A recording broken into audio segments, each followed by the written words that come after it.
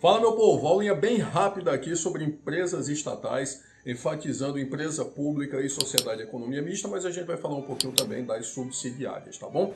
Lembrando sempre que a gente fala em administração direta, que é o MEDO, município, estado, Distrito Federal e União, não é? Que são os entes políticos ou entes federativos, e falamos também da administração indireta, que são as entidades, as pessoas jurídicas criadas pelo MEDO, que a gente vai resumir na sigla FASE: Fundação Pública, Autarquia, Sociedade de Economia Mista e Empresa Pública, tá bom? Certo, a gente já falou um pouquinho sobre autarquia, fundação pública, agora a gente vai falar sobre as sociedades de economia mista e as empresas públicas, tá certo?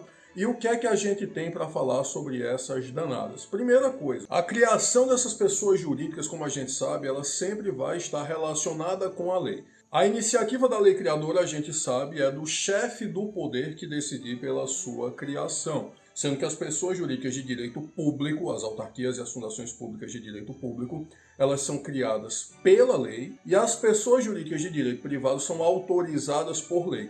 Então, falando aqui de empresa pública e sociedade de economia mista, elas são autorizadas por lei. Então, tem uma lei autorizadora, vem um decreto regulamentando essa lei e, em seguida, ela é registrada no órgão competente, pode ser o cartório, a junta comercial, dependendo do que ela for fazer, e só então ela passa a efetivamente existir, tá bom? Então, enquanto a pessoa jurídica de direito público é criada por lei, a de direito privado é autorizada por lei, tá bom? E para falar dessas empresas estatais, dessas pessoas jurídicas de direito privado que integram a estrutura da administração pública, é importante a gente lembrar, é importante a gente saber um pouquinho sobre a intervenção do Estado no domínio econômico, a intervenção do Estado na economia.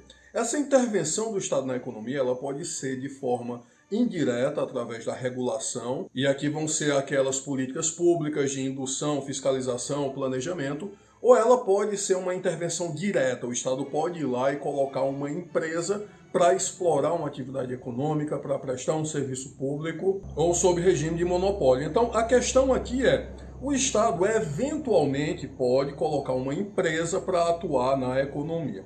Ele vai fazer isso indiscriminadamente, apenas buscando lucro? Não. Ele vai fazer isso quando tiver um interesse público relevante, quando isso for importante para a segurança nacional, para a soberania do próprio país, etc. Então, quando tiver interesse público envolvido, o Estado poderá ir lá e colocar uma empresa pública, uma sociedade de economia mista, tá bom? Certo, empresa pública e sociedade de economia mista. Certo, para a gente entender essas danadas, vamos começar falando um pouquinho sobre as características comuns entre ambas, entre empresa pública e sociedade de economia mista, tá bom? Primeira coisa, elas são autorizadas por lei, elas não nascem com a própria lei, elas são apenas autorizadas e elas vão passar a existir de fato, elas vão nascer com registro no órgão competente, tá bom? Segunda coisa, elas estão sujeitas à fiscalização dos tribunais de contas e do Poder Legislativo. Tribunal de Contas tem aula aqui no canal, você sabe disso, é um órgão que auxilia o Poder Legislativo na sua função típica de fiscalização, tá bom? Certo, além disso, é importante a gente lembrar que o ingresso nessas empresas públicas e sociedades de economia mista é via concurso público. Então, se você quer trabalhar numa empresa pública como a Caixa Econômica Federal ou numa sociedade de economia mista como o Banco do Brasil,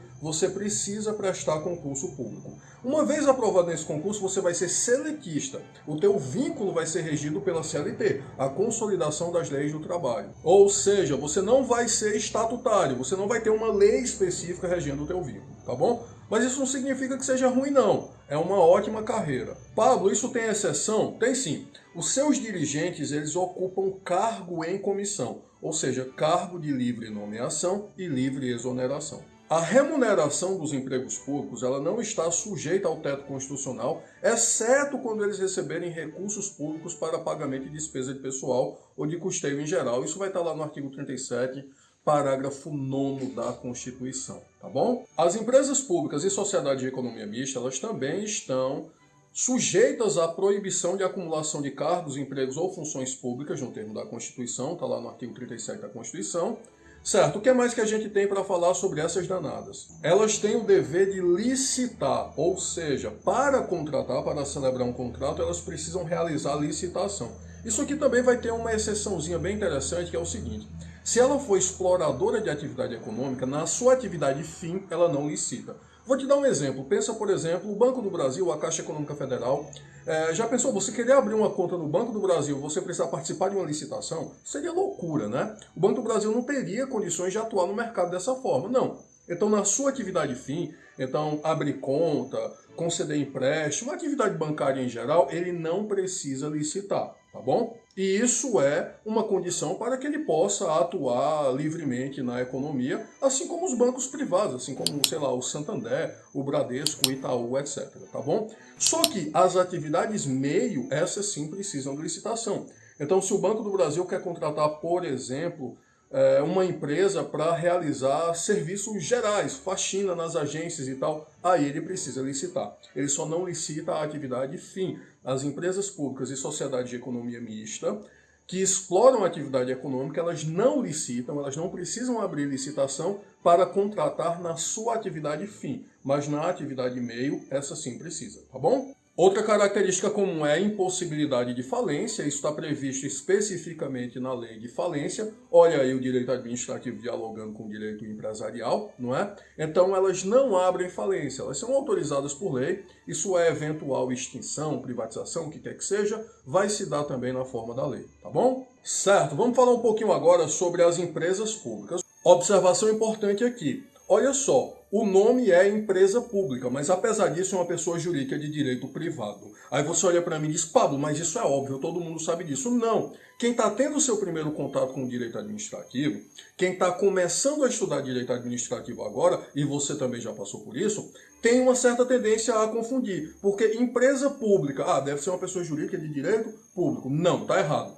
Empresa pública, apesar do nome, é uma pessoa jurídica de direito privado, tá certo? O nome público é apenas porque é uma empresa que foi criada pelo poder público, tá bom? O Decreto-Lei 200 vai dizer o seguinte em seu artigo 5º, inciso 2. Então, o artigo 5º, inciso 2. Ele vai dizer que a empresa pública é a entidade dotada de personalidade jurídica de direito privado, com patrimônio próprio e capital exclusivo da União, criado por lei para a exploração de atividade econômica que o governo seja levado a exercer, por força de contingência ou de conveniência administrativa, podendo revestir-se de qualquer das formas admitidas em direito. Então, daqui a gente vai tirar algumas características muito interessantes. Primeira delas, o capital acionário é integralmente público. Então, 100% das ações são públicas, estão na mão do poder público, tá certo? Segunda coisa, as empresas públicas elas podem assumir qualquer forma admitida em lei. Então pode ser, sei lá, comandita por ações, pode ser sociedade limitada, pode ser até uma modalidade específica de sociedade anônima que está prevista na lei das SAs, tá bom? E essa é uma possibilidade bem interessante, que já foi tema inclusive de questão de concurso para auditor fiscal da Receita Federal. A questão considerou correta a alternativa que dizia que é possível na esfera federal uma empresa pública ser organizada sob a forma de sociedade anônima, sendo a União Federal a sua única acionista.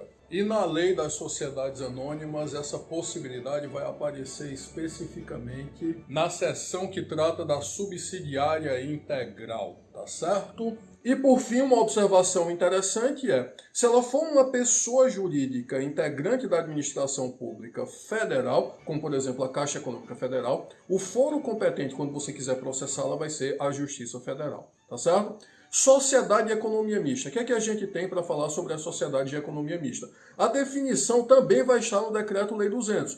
Também no artigo 5º, agora inciso 3, o inciso 3º, terceiro inciso do artigo 5º do Decreto-Lei 200, que vai dizer que é a entidade dotada de personalidade jurídica de direito privado, criada por lei para a exploração de atividade econômica, sob a forma de sociedade anônima, cujas ações com direito a voto pertençam em sua maioria à União ou à entidade da administração indireta. Então aqui nós temos uma observação importantíssima que diferencia a empresa pública da sociedade de economia mista. Enquanto na empresa pública, que a gente viu agora há pouco, 100% do capital, todo o capital é público, na sociedade de economia mista apenas é 50% mais um. É apenas majoritariamente público o capital acionário com direito a voto, as ações que têm direito a voto, tá bom? Então, essa é a primeira observação, essa é a primeira diferença da empresa pública para a sociedade de economia mista. Segunda diferença, segunda observação importante. Na sociedade de economia mista, você só pode ter uma única forma, que é SA, Sociedade Anônima, tá certo? Aí você olha para mim e pergunta, Pablo, e por que isso? Por que é dessa forma? Por que funciona dessa forma? É muito simples. Em alguns casos, a administração direta, o MEDO, município, estado, Distrito Federal e União, ele pode querer colocar uma empresa só dele, só do poder público. Isso vai ser uma empresa pública. 100% do capital acionário, 100% do investimento para colocar essa empresa vai ser público, tá certo? No caso da sociedade de economia mista, não. O setor público, o poder público, o MEDO, vai se associar com a iniciativa privada. Então, da mesma forma que você pode colocar uma empresa sozinho ou em sociedade com alguém, nesse caso o poder público vai estar atuando em sociedade com a iniciativa privada. Então, 50% mais um do capital público e os outros 49% na mão da iniciativa privada, sendo negociados pela iniciativa privada, e com isso você facilita até o financiamento da construção dessa pessoa jurídica, tá bom? No caso das sociedades de economia mista, não importa se ela é municipal, estadual ou federal, não faz diferença, o foro competente sempre vai ser a Justiça Comum Estadual, tá bom? Por fim, para encerrar, vamos falar um pouquinho aqui sobre as empresas subsidiárias. O que são as subsidiárias? Também são pessoas jurídicas de direito privado, também integram a estrutura da administração indireta, só que elas são criadas para integrar um grupo empresarial que é encabeçado por uma holding. Exemplo disso é a Petrobras. A Petrobras é a empresa estatal holding e atualmente ela vai possuir 5 empresas subsidiárias, que são a Transpetro, a Petrobras Distribuidora, a Petroquisa, a Petrobras Biocombustível e a Gaspetro.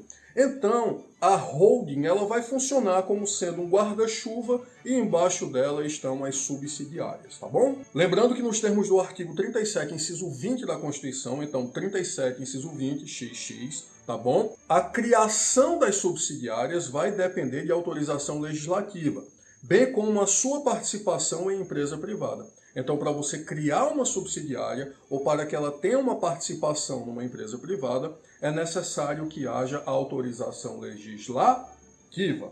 Sobre isso, o STF tem um entendimento bem interessante, que foi registrado na ADI 1649, que é o seguinte: se a lei que autorizar a criação da matriz, da holding, já tiver a previsão da criação das subsidiárias, não é necessário uma nova autorização legislativa depois, tá bom? Então, o que acontece?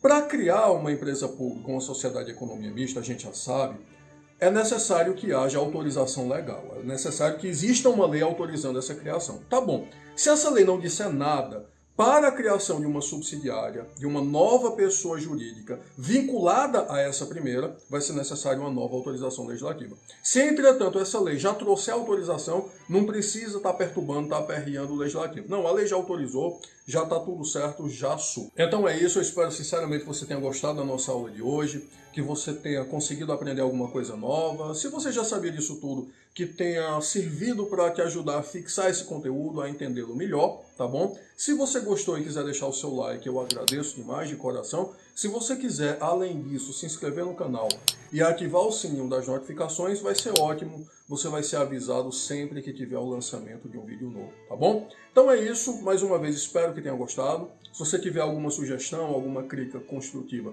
deixe aí nos comentários, por favor. E é isso, fechamos por aqui. Beijão no seu coração e até a próxima. Vamos arrochar o nó aí, estudando direito administrativo, bom danado, tá bom?